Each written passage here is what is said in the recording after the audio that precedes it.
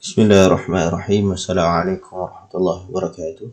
Alhamdulillah, bersama saya lagi pada hari ini Ustaz Ahmad Majdi bin Sanusi ataupun Cikgu di PUS. Pada hari ini kita akan belajar bersama dalam tajuk Tuhanku Ar-Rahman dan Ar-Rahim, Pendidikan Islam tahun 1 Bidan Akidah.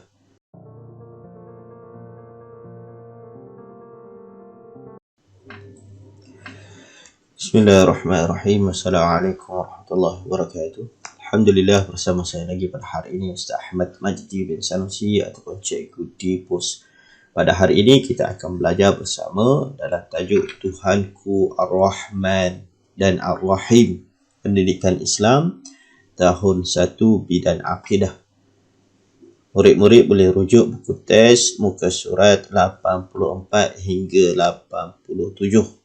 Standard kandungan 3.3, standard pembelajaran 3.3.1, 3.3.2, 3.3.3 dan 3.3.4. Cover untuk 2 minggu terus ya.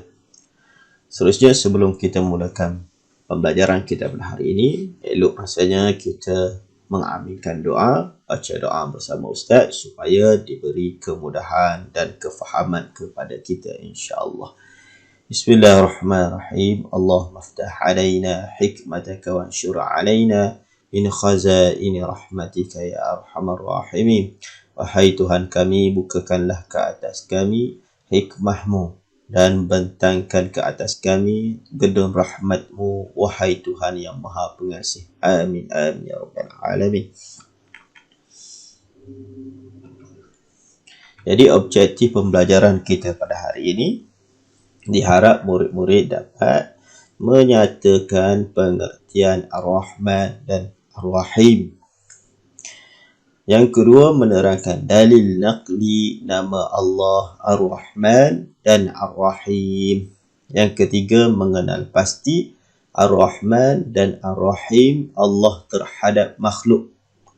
Yang keempat, membuktikan keyakinan terhadap nama Allah Ar-Rahman dan Ar-Rahim melalui tindakan terhadap diri dan keluarga.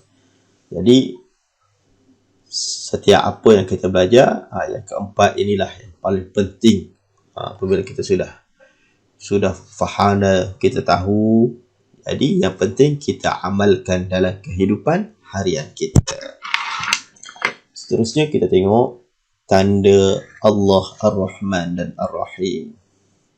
Dalam buku teks kita, dia ada gambar lebih kurang macam ni. Cuma di sana ada gambar petani, gambar anak dia. Jadi lebih kurang macam ni. Jadi kita tengok gambar ini adalah tanda Ar-Rahman dan Ar-Rahim Allah. Maksudnya dalam kehidupan, dalam dunia ini Allah telah mewujudkan ekosistem yang lengkap. Jadi Allah bagi ikan di sungai dapat makan dengan makanan dia cukup. Pokok Allah ciptakan untuk mencantikkan suasana, di samping pokok juga dapat memberi oksigen untuk kita. Maksudnya dengan sifat Ar-Rahman dia. Pokok kalau tak hujan, mati dia. Jadi Allah turunkan hujan untuk pokok-pokok. Seterusnya, binatang-binatang dalam tanah pun ada cacing. Cacing bukan saja-saja Allah buat cacing, ada kegunaan dia. Cacing akan menggembur tanah, bagi sihat lagi tanah dan sebagainya. Dan cacing yang duduk dalam batu sekalipun boleh hidup dengan sifat Ar-Rahman Allah, dengan nama Ar-Rahman Allah. Allah bagi makanan cukup. Burung-burung, anak-anak dia lahir, mak-mak dia boleh pergi cari makanan, bagi makan kat dia. Maksudnya dengan sifat Ar-Rahman Allah itu, semua itu terjaga. Dan semua ini Allah ciptakan, kebanyakan dia adalah untuk manusia juga. Tumbuh-tumbuhan manusia boleh makan, binatang manusia boleh makan, untuk kesinambungan hidup manusia juga. Jadi itulah tanda Ar-Rahmannya Allah kepada makhluknya. Jadi kita tengok apa itu Ar-Rahman dan Ar-Rahim.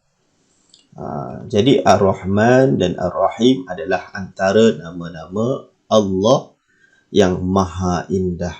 Al-Asma'ul Husna, dalam Al-Asma'ul Husna itu ada nama Allah Ar-Rahman Ar-Rahim. Jadi kita tengok arti Ar-Rahman adalah Allah maha pemurah terhadap sekalian hamba dan makhluknya. Allah sangat pemurah, dia tak kira kepada binatang, kepada tumbuh-tumbuhan, segala kehidupan atas dunia ini Allah bersifat pemurah. Allah bagi semuanya. Hatta orang yang lawan dia pun, dia tak beriman kepada dia pun, Allah bagi rezeki. Allah bagi kehidupan untuk dia. Itu melalui sifat Ar-Rahman Allah. Dan seterusnya Ar-Rahim pula berarti Allah maha pengasih dan penyayang terhadap hamba-hambanya yang beriman. Yang ini khusus untuk hamba-hamba yang beriman. Sini Ustaz sudah buat warna lain. Ini membezakan dia antara Ar-Rahman dan Ar-Rahim. Ar-Rahman untuk sekalian makhluk dan hamba. Tak kira Islam tak Islam, semua Allah bersifat Ar-Rahman. Allah sangat pemurah kepada makhluk dia. Yang lawan dia, yang tak beriman pada dia, Allah bagi makan juga. Tapi sifat Rahim Allah, sifat pengasih dan penyayang Allah hanya kepada hamba-hambanya yang beriman.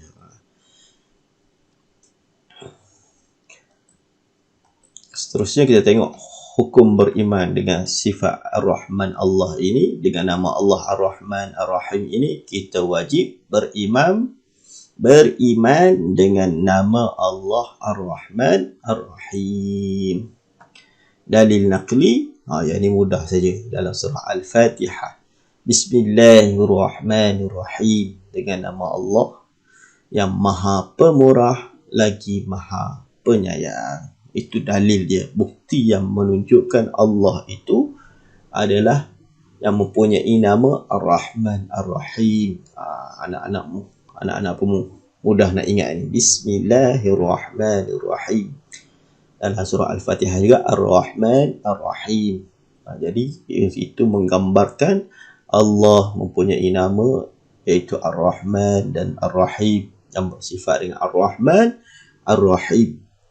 Jadi kita kalau nak minta doa dengan Allah pun sebut Ar-Rahman Ar-Rahim. Setiap perbuatan kita pun dimulakan dengan Bismillahirrahmanirrahim. Barulah perbuatan kita, segala tindakan kita insya-Allah mendapat keberkatan daripada Allah Subhanahu Wa Taala.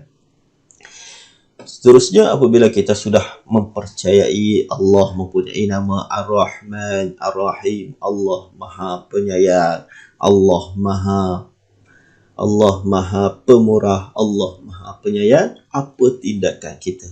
Apa kita rasa? Allah itu mempunyai sifat yang penyayang, pemurah kepada kita dan kepada makhluk seluruhnya. Jadi tindakan kita yang membuktikan keimanan terhadap Ar-Rahman Ar-Rahim, menjaga hubungan baik sesama manusia.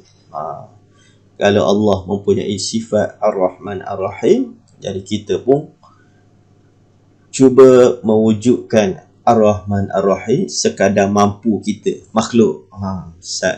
Jadi menjaga hubungan baik sesama manusia, iaitu sayang menyayangi. Kita saling sayang menyayangi semua makhluk, sesama manusia, tak kira jiran kita dan sebagainya, kita sayang. Menjauhi pergaduhan, itu tandanya kita beriman terhadap Ar-Rahman Ar-Rahim. Jangan kita baca saja, kita tahu makna dia. Jadi apabila kita sudah tahu makna dia, kita sentiasa amalkan, sebut. Jadi kita amalkan dalam kehidupan harian kita. Mempunyai sifat belas kasihan, bantu-membantu, murah hati. Itu kita belah kasihan. Tengok orang susah, musim sekarang ini kita bantu. Kita tengok orang jatuh tepi jalan, kita angkat. Kita tengok makcik-makcik bawa barang berat, kita tolong bawa. Okey, itu bantu-membantu. Dan kita wujudkan sifat Ar-Rahman, Ar-Rahim dalam diri kita mengikut kemampuan kita. Kita tak sama. Sifat Ar-Rahman dengan Rahim Allah itu memang tak sama. Jadi kita dengan makna yang kita tahu, Ar-Rahman pemurah, kita kena pemurah juga. Ar-Rahim Allah penyayang, kita kena sayang juga. Bersyukur atas nikmat yang dikurniakan Allah. Macam mana kita nak bersyukur? Yang pertama, menjaga kesihatan diri. Jaga. Kita nak menjaga, bersyukur atas nikmat Allah bagi. Pinjam diri kita ini, kita jaga diri kita biar sihat. Kita jaga ahli keluarga kita. Yang kedua, memelihara alam sekitar. Alam sekitar kita ini juga kita kena jaga. Kita ada hak ke atas alam ini. Hak untuk orang, bukan kita seorang saja nak guna. Jadi kita saling menjaga alam sekitar kita. Okey, itu sajalah perkongsian kita pada hari ini berkaitan dengan sifat ataupun nama Allah Ar-Rahman dan Ar-Rahim. Rumusannya, kita wajib beriman kepada Allah. Kita wajib beriman kepada nama Allah Ar-Rahman dan Ar-Rahim dengan bersyukur atas nikmat yang dikurniakan Allah kepada kita. Kita wajib beriman kepada nama Allah Ar-Rahman dan Ar-Rahim dengan bersyukur dengan atas nikmat yang dikurniakan kepada kita. Jadi kita macam mana kita nak beriman itu, kita perlu buktikan dengan tindakan kita, iaitu bersyukur di atas segala apa yang Allah bagi kepada kita, nikmat yang Allah bagi kepada kita. Jadi sekadar itulah perkongsian saya pada hari ini. Jadi ingat pesan saya selalu, jadikan Al-Quran sebagai bacaan harian kita. Wabillahi taufiq wal hidayah. Assalamualaikum warahmatullahi wabarakatuh. Semoga bertemu lagi.